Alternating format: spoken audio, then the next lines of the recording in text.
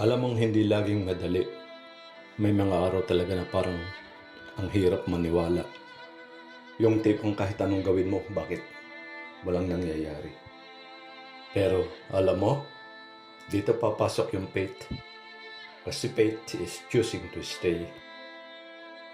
Kahit wala ka pang nakikitang resulta, kahit wala pang bunga, kahit puro hirap, naniniwala ka pa rin na mayroong patutunguhan ng lahat at oo, minsan nakakadrain.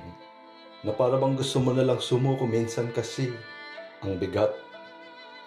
Pero sana tandaan mo na faith is not about seeing first before believing. Faith is believing kahit wala ka pang nakikita. Kaya kung nahihirapan ka ngayon, okay lang ba? Huwag ka munang bumitaw.